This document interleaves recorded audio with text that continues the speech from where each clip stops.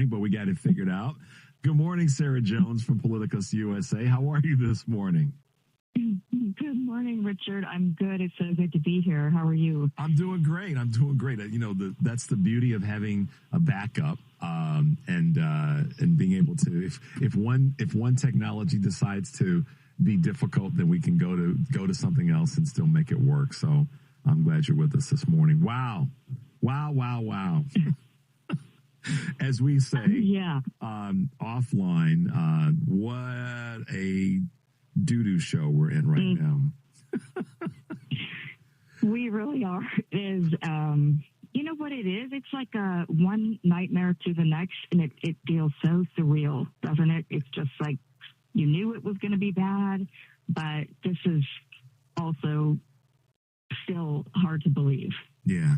It's interesting. And by the way, guys, we're talking with our good friend Sarah Jones from Politicus USA, who is a co-founder, wonderful writer. You've seen her material all over social media, all over regular media. We'll call it regular media, not mainstream anymore. I guess I'll slip into that every now and again.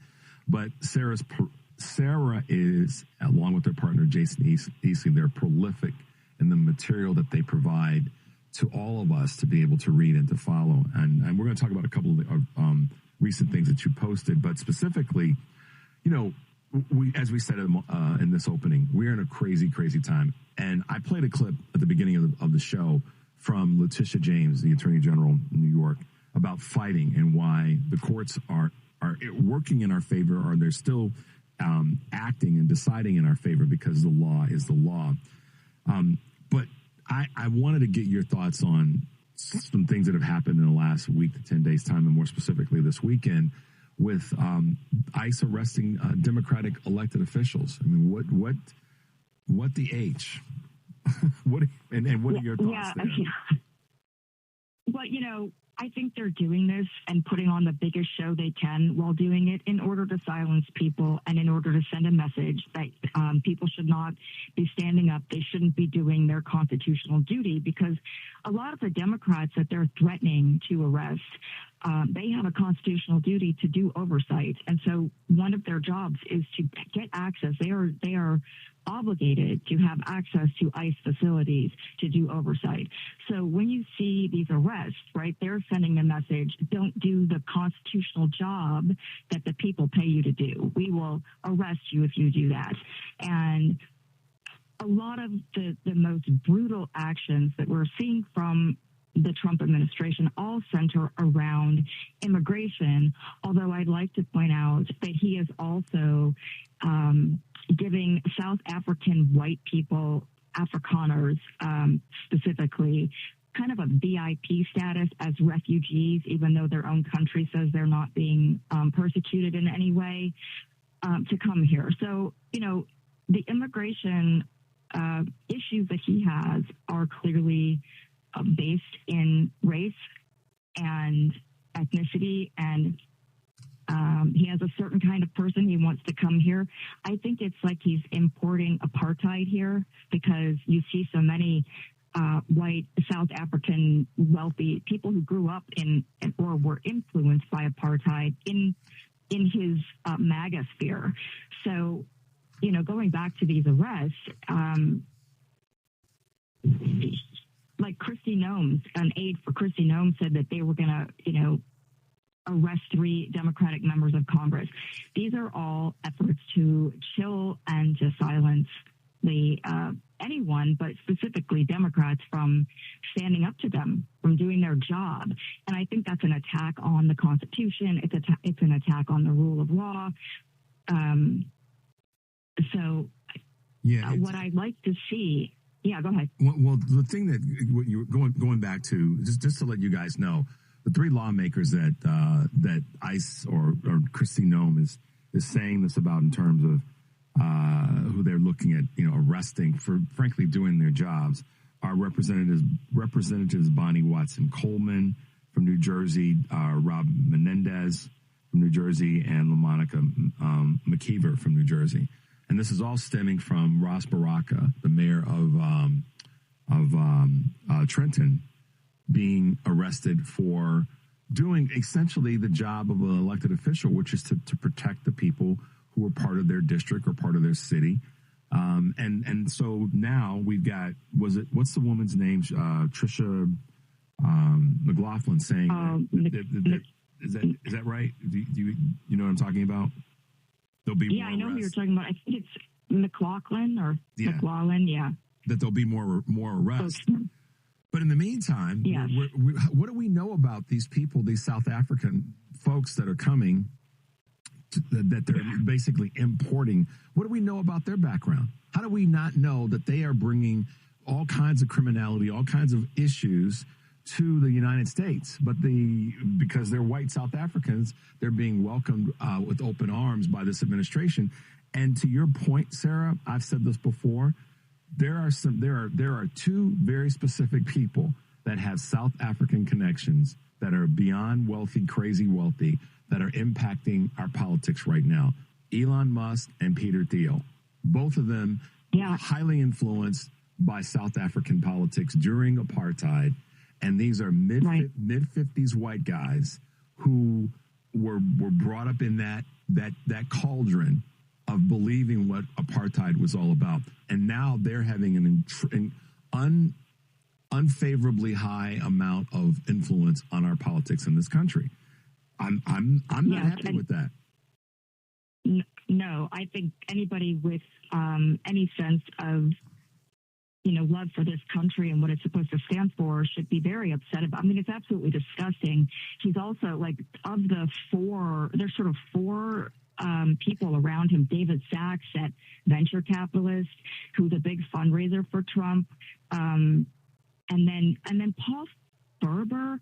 He was a South African software developer, and he has been identified by, I think, two teams of forensic linguists as the originator of QAnon. And we all know what QAnon did to this country in getting Trump to the White House the first time around. So, but he denies being Q, but we see that. And so in case people aren't aware, that apartheid is basically a system of enforced racial segregation and discrimination against the non-white majority of the people in South Africa. And I think it was in place from 1948 to 1990s, but it's everyone, of any kind of care for democracy and human rights is against apartheid. So it's very striking that Donald Trump wants to import that into the United States. We see that it goes back to something you said earlier about importing Biff's whiteness. Do you remember in his first term when Trump said something along the lines of, how in terms of immigration, people coming from quote white countries, and he named off some of the quote unquote Nordic countries is where we want to have immigrants coming from. Yeah, and it's so obvious, and I don't even think he's trying to hide it. I think it's a wink at his base, so they all know what he means. I think there's people in this country who might not be aware of this. Maybe independents are not quite cued in yet, but it's like, how can you miss what's happening, especially with this move here? And these people that are surround him, Thiel and Sachs, they have written things. One of them is the diversity myth, which was a defense of, quote, Western civilization. You see Elon Musk talk about that. He sort of froths at the mouth about that all the time, and against multiculturalism. So we all know what that means. They want more white babies. Mm-hmm. And that is their defense for stopping women from, not wanting women to be able to use birth control. And I think that we haven't seen the other side of that. What will they do if they get their way with that? Well, what are they going to do to babies that aren't white? I think that's something that is never discussed, but it clearly doesn't align with their the way they see the world. And I think the way they see the world is exceptionally troubling. And we have to highlight that for people so that they understand that this isn't two sides or two different parties arguing about politics.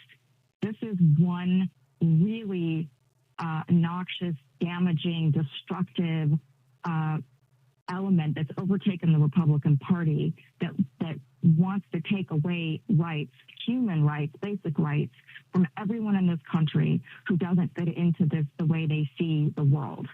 One of the things right now, Sarah, and thank you for that, it's a statement that people will make oftentimes about, the Republican Party, speaking of race and in this country, enslavement, that the Republican Party is a party that, quote unquote, freed the slaves, to use that phrase. And, the Republican Party has always been the one that's been for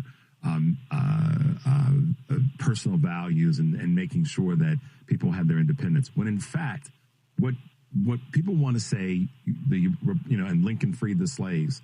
Okay, however someone wants to hear that and process it, I'm less concerned about that or interested in that conversation, and I'm more concerned about the current Republican Party.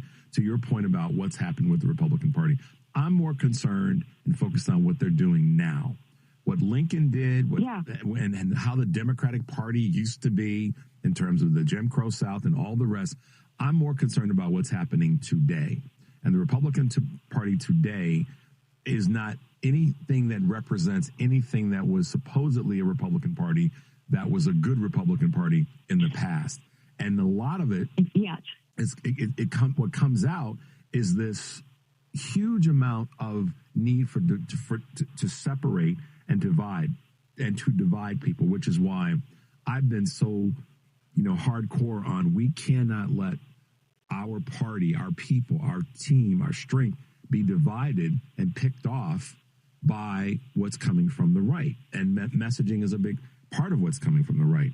So that's why I appreciate what you just said there in terms of illuminating what's happening with this sort of subtle move to some of these migrants, if you will, or immigrants, if you will, that are coming from quote unquote white countries or countries that represent whiteness and separation. Well, what you just said goes, I see that argument all the time. The Republicans freed the slaves. That's called whataboutism. That was a very long time ago, and the party has basically flipped and become much worse. Like when they realized that the only way they could get votes was to play on people in the South, white people in the South, on their racism. That's what they did. And that was a deliberate strategy that they chose, the Southern strategy. So for all of this, there's no point in talking about what they did, this great thing that they did a very long time ago, because this party would never do that today. Yeah. In fact, I don't know that either party would do it today. It seems like nobody has any courage anymore to do the right thing. I mean, there are Democrats and a few Republicans trying to do the right thing, so I don't mean to color them all with that, but I'm just saying as the overall landscape isn't looking great in terms of who has the courage to stand up and say, this is not the way things should be. And I did hear AOC say that over the weekend. She said, this is our country. This is not the country of Donald Trump. And that's what they're trying to turn it into. And absolutely, that is what they're trying to do. And they want everyone to just fall in line with that. And people, we must not do that. We have to all find the courage to stand up against this, because we are this country. We are the better parts of this country. Anyone who cares about everybody else is the better part of this country. And I love that positioning. Anybody that cares about anyone else. And right now, I played a clip earlier that talked, what are you willing to overlook for fascism? And it speaks to how many people have made it, that allowed themselves to say, I'm okay with that. And that's really not a country that one should want to be a part of. We should want to be in a position to push people and push ourselves to say those things are unacceptable. Speaking of unacceptable, Sarah, and we're talking with Sarah Jones from Politicus USA this morning here on Choose Views. Let's talk about this $400 million basic bribe from Qatar and this jet that Donald Trump. I mean, talk about I don't even know where to start when I was looking at and reading, reviewing this over the weekend. But oh my goodness, Sarah, you take the baton on this one. It never will, because the reason you're this is exactly my reaction when I saw this. I am gobsmacked. There is like the level of corruption and grift from this guy. I will say the only time he manages to impress me is how greedy he is and how he doesn't care how things look to anybody. So here he is. He's going to take this $400 million quote gift from Qatar, a foreign state, and he's doing it without congressional permission. And then this is a gift that he's going to charge the taxpayers to turn into Air Force One and then turn it back into a private jet after that, after he leaves office. The only good news I heard in there was that he's, is he really planning on leaving? Great. That was a moment of excitement. But other than that, he's going to charge the taxpayers twice for this, on top of taking, like, what is he giving them for this? Right. What is he giving them? That is the question. And we're never going to find that out. But, we did get Richie Torres has formally requested the Office of Inspector General to investigate the legality of this gift. And let's all remember that the Office of Inspector General is where they do actual independent audits, unlike DOGE. And they have experts who know what to look for and how to do a professional audit. So that is very different than DOGE. So when they say we're going after waste, fraud, and abuse through DOGE, they're not, because that already exists. And I know people probably already know that, but I like to repeat it because I still run into people that are like, well, I don't see why everybody's so mad about DOGE. We got to get rid of fraud. Well, hello, how about this $400 million plane right here? Does that not look like some... How about civics? How about remembering civics and knowing how the government works rather than what the hell is going on reality television? How about that? Go on YouTube and Google, right? And Google, how does this thing work called our government, rather than watching some damn reality show about somebody getting married. I mean, it's insane. And that just, I mean, you said the word gobsmacked, and thank goodness for our Representative Richie Torres, a Democrat out of New York. Yes, he formally requested an independent office of the Inspector General to investigate this gift and the legality of it. And, he's sounding the alarm, and he should. Yeah. Because, listen, I mean, Sarah, think about it like this. Maybe we can get people to think about it like this. This 400, okay, let's just say that gift is legitimate. That the value of that should go into the pockets of the American people, not into the pockets of Donald Trump or anybody tied to the administration. Take that $400 million and use it to help people who are struggling for the damn executive orders to get rid of certain departments of the government.